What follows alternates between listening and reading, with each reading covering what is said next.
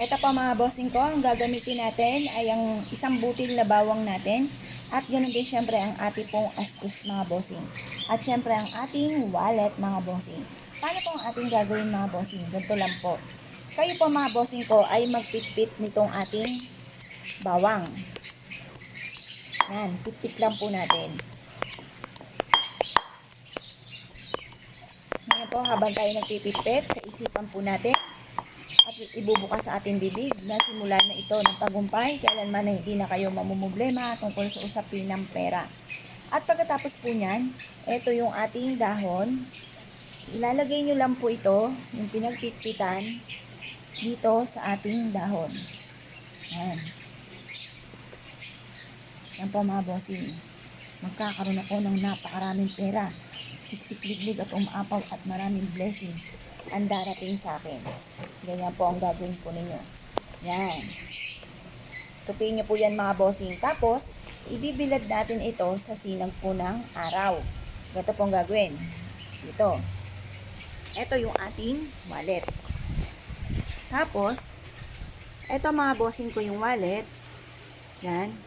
Ilalagay po natin siya dito sa loob ng ating wallet. Yan, magkakaroon ako ng maraming pera. At pagkatapos yan yung wallet natin. Hayaan nyo lamang po siya, mas mainam na naiinitan po siya. Nakamukhang ganyan, naiinitan. Magkakaroon ako ng maraming pera.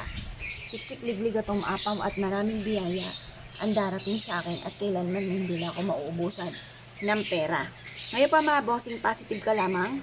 Bukod sa inyong pong sipag at tiyaga at pananalig sa mga Panginoon, ay makakatulong po ito upang sa ganon, kayo po ay higit na maka-attract ng swerte, lalo-lalo na tungkol sa usapin ng kaperahan mga bossing. Proven po ito na napakaswerte. Basta, i-mindset nyo na, simula na ito ng tagumpay ko, dadagdagan ko lalo ang aking sipag at tiyaga, at magiging matagumpay ako sa buhay at hindi laging ganito ang takbo na aking pamumuhay. Proven po ito mga bossing. Basta't kayo pa mga bossing ko, kung gagawa ng ganito, lalo yung sisipagan. Baka naman sabihin nyo, bakit ganun, gagawa pa ako ng pampaswerte, tapos sisipagan ko pa, magpapakapagod pa ako. Aba mga bossing, ang ating pampaswerte ay isang kap lamang para tayo maging matagumpay sa buhay. Ang numero 1 talaga po niyan ay sipag at tiyaga, pananalig sa mahal na Panginoon.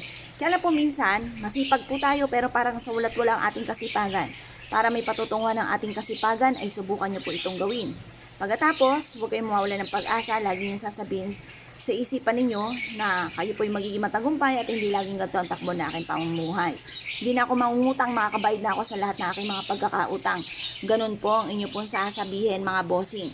At huwag dadaing, yung kadaing-daing na nagaganap ay ipagdadasal niyo po ng taimtim. At mapapasin niyo po yan ay malaking magandang pagbabago na magaganap sa buhay ninyo matapos niyo po itong gawin. Kaya kung kayo po naniwala mga bossing, asya mga bossing ko, good luck po sa inyo po lahat.